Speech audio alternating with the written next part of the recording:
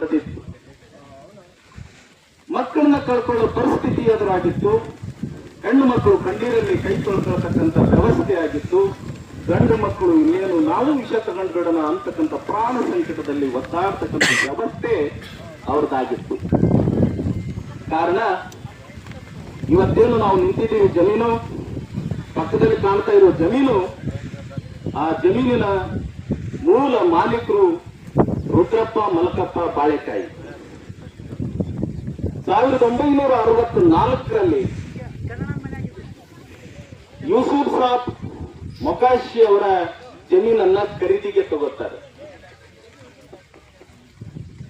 ಆ ಜಮೀನನ್ನ ಖರೀದಿಗೆ ತಗೊಂಡು 1964ರಲ್ಲಿ 1985ರಲ್ಲಿ ಅವರ ಮಗನಾಗಿರ್ತಕ್ಕಂಥ ಚನ್ನಪ್ಪ ಬಾಳೆಕಾಯಿ ಅವರಿಗೆ ವಾಟ್ನಿ ಮಾಡಿ ಅವರ ಹೆಸರಿಗೆ ಉತ್ತಾರವನ್ನ ಹುಟ್ಟಿಸಿಕೊಡ್ತಾರೆ.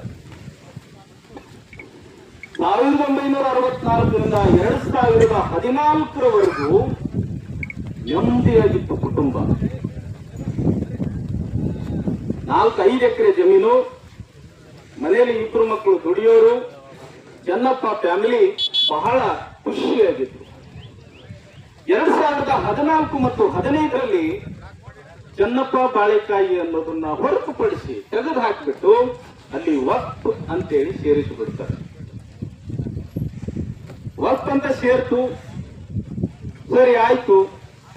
ಮುಂದೇನು ಅನ್ನೋದ್ರಲ್ಲಿ ಸ್ವಲ್ಪ ದಿನದಲ್ಲಿ ಎಲ್ಲ ಜಿಲ್ಲೆಯ ಜಿಲ್ಲಾಡಳಿತ ಬಂದು ಆ ರೈತನ್ನ ಹೆದರಿಸಿ ಬೆದರಿಸಿ ಯಾವ ರೈತರು ಇಲ್ಲಿ ನಿಲ್ಲಬಾರದು ಆ ತರದಲ್ಲಿ ಅವತ್ತು ದೊಡ್ಡ ಮಟ್ಟದ ಭಯವನ್ನು ಸೃಷ್ಟಿ ಮಾಡಿ ರೈತರನ್ನ ಜಮೀನಿಗೆ ಬರದ ಹಾಗೆ ನೋಡಿಕೊಂಡು ಇನ್ನೇನು ಕೈಗೆ ಬಂದಿರತಕ್ಕಂಥ ಫಸಲು ಗೋವಿನ ಜೋಳ, ಹತ್ತಿ, ಕಬ್ಬು ಗಡಿಸಿ ಕಟಾವು ಮಾಡಿ ಕಳಿಸಬೇಕು. ಲಕ್ಷಾಂತರ ರೂಪಾಯಿ ಲಾಭ ರೈತನಿಗೆ.